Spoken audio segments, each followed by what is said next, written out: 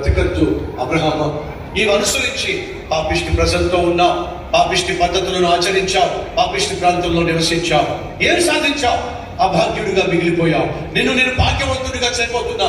అడుగుతున్నదన్న ఒకటే, పాపిష్టి ప్రాంతాన్ని, పాపిష్టి ప్రజలను, పాపిష్టి పద్ధతులను విడిచిపెట్టు.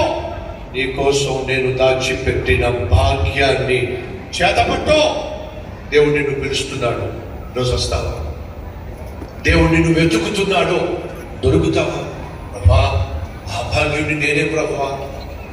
మా ఇంట్లో అందరూ బాగున్నారు, మా తోబుట్టులు అందరూ బాగున్నారు, మా బంధువులు బాగున్నారు, బాగోకుండా ఉన్నది ఆడైపోయింది నేనే ప్రభా.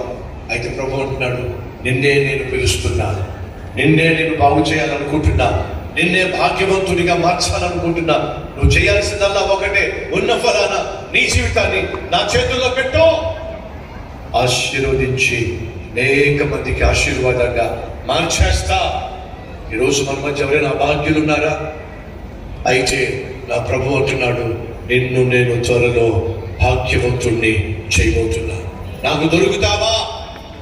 అబ్రహాము దేవునికి దొరికాడంటే, అబ్రహాము తన జీవితాన్ని దేవునికి అప్పగించాడంటే, ఈ రోజు మనందరికీ అబ్రహాము ఏమయ్యాడో చెప్పండి, చెప్పండి. తండ్రి.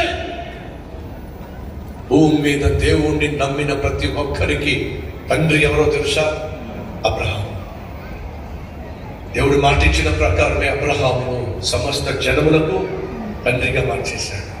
అమ్మా, అయ్యా, అభాగ్యునిగా ఉన్న నిన్ను భాగ్యవంతుడిగా ప్రభు చేయబోతున్నాడు.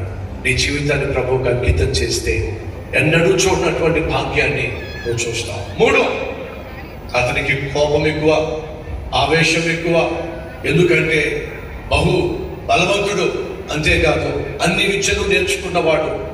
ఓవర్ కాన్ఫిడెన్స్, ఏమైనా చేయగలం అనేటటువంటి తత్వము. ఈరోజు మనలో ఎవరికైనా ఓవర్ కాన్ఫిడెన్స్ ఉందా? నేనేమైనా చేయగలను, ఏమైనా సాధించగలను అనే ఓవర్ కాన్ఫిడెన్స్, పొగరబోతుతనము, కోపము, ఆవేశము, కండబలంతో, గుండె బలంతో ఏమైనా సాధిస్తా అనేటటువంటి మూర్ఖత్వము నీకుందా?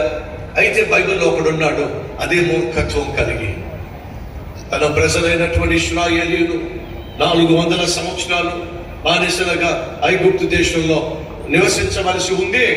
దేవుడు శాసించాడు. అబ్రహాము చెప్పాడు,